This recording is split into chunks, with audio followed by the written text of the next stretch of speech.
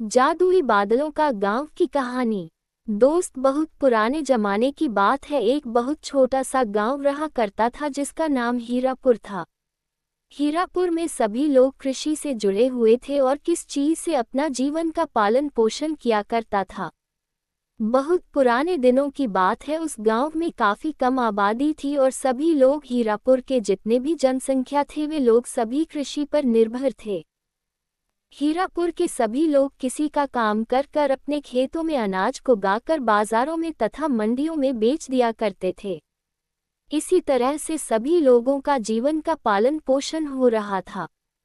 हीरापुर नामक गांव में कोई कोई दूध बेचने वाला था जो आपने डेयरी फार्म बताओ कि बहुत सारे गाय और भैंसों को पालकर दूध निकालकर उसको भेजकर अपना परिवार का पालन पोषण किया करता था।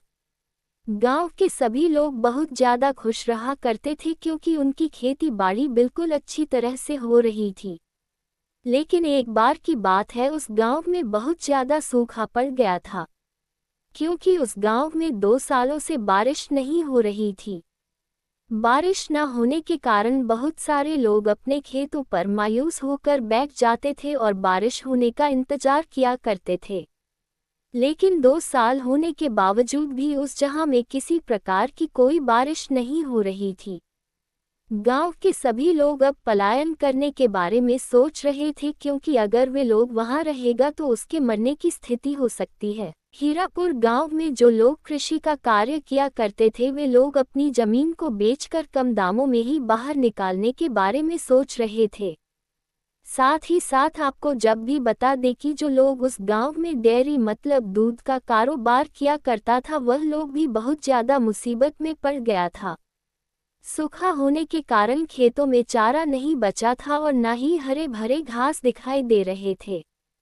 इस प्रकार से पशु को खिलाने के लिए किसी प्रकार का कोई चारा नहीं बचा था और वह हम दूध देने के लायक भी नहीं हो गई थी। गांव के सभी लोग एक जगह इकट्ठा होकर कुछ सोच ही रहे थे कि एक बाबा उसके गांव में आता है। गांव में बाबा को आते हुए देख कह रहा है कि आप लोग बहुत मायूस दिख रहे हैं, क्या कोई परेशानी है आप लोगों को? तभी गांव के सभी लोग कहने लगते हैं कि मुझे बहुत परेशानी है। खैर, आपको इससे कोई दिक्कत नहीं है, आप कहाँ जा रहे हैं ये बताओ। बाबा रुकता है और सभी लोगों से पूछता है, मैं आप लोगों की परेशानी के बारे में जान सकता हूँ? तभी गांव के सभी लोग कहते हैं कि हम लोगों को परेशानी बहुत बड़ी है, आपसे कुछ नहीं होने वाला है। अच्छा होगा कि आप हमारा समय बर्बाद ना करें और अपने रास्ते की तरफ चले हैं। लेकिन फिर भी बाबा अच्छी तरह से पूछता है और कहता है कि मैं भी पहले इसी गाँव में रहता था, उस दिन पहले ही मैं पलायन कर चुका था।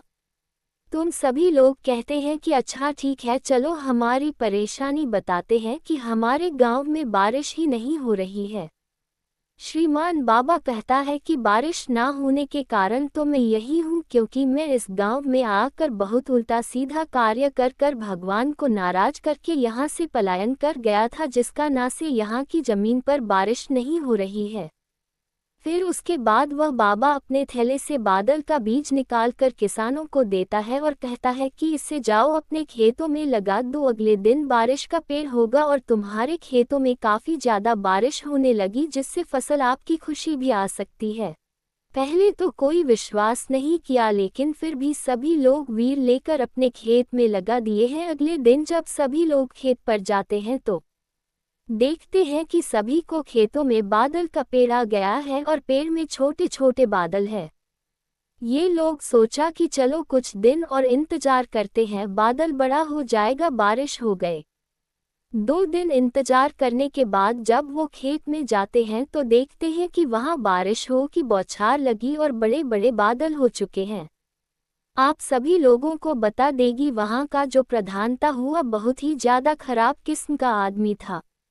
वह नहीं चाहता था कि गांव के सभी लोग खुशहाली में रहे हैं और वे लोग अपनी फसल का पूरा पूरा मुआवजा मार्केट में जाकर भेज सकें। देसी गांव के प्रधान को इस बारे में पता चला कि लोगों के खेत में बादल लगे हुए हैं और वे लोग खुशहाल हो जाएंगे। तो प्रधान ने अपने नौकरों को आदेश दिया और कहा कि जाओ, रात में सभी के खेत से बादल चुरा कर ले आओ और अपने खेत में लगा दो। सभी लोगों ने रात के अंधेरे में गया और बांदा को अपने घर में लाकर छुपा दिया था। युवाओं के सभी लोग दूसरे दिन घर जाते हैं और अपने खेत पर जाते हैं तो देखते हैं कि खेत में एक भी बादल नहीं है, जिससे सब लोग बहुत ज्यादा दुखी हो जाते हैं और सोचने लेते हैं कि आखिरकार अमर बादल कहाँ चला गया। अच्छी खासी हमारी कमाई होने वाली थी और खेत में फसल होने वाले थे, लेकिन पता नहीं किसकी नज़र लग गई है। गांव के सभी लोग अपने अपने खेत में खड़ा होकर सोच ही रहे थे कि अचानक खबर आती है कि प्रधान के घर बाढ़ आ चुकी है। सभी लोग जाकर देखते हैं तो उसके घर में बहुत सारा पानी भरा हुआ था, क्योंकि बादल अपने घर में लेकर चला गया था और बादल पानी हुआ तो उसका घर में बहुत सारा पानी हो गया था। बादल का पानी ज्यादा हो गया था कि प्रधान में डूबने लगा था। उसके बाद प्रधान को तैरना भी नहीं आता था। वह लोगों से मतलब के गांव के लोगों से प्रार्थना विनती करे लगाकर, कृपया करके मुझे बचा लीजिए, मैं आगे से ऐसी गलती नहीं करूंगा। गांव के एक व्यक्ति पानी के अंदर जाता है, उस प्रधान को बचाकर बाहर लेकर आता है। बाहर आते ही प्रधान का होश ठिकाने आ जाता है और कहता है कि आगे से मैं कभी भी लोग लालच नहीं करूंगा और न ही आप सभी को परेशान करूंगा, मुझे क्षमा कर दीजिए।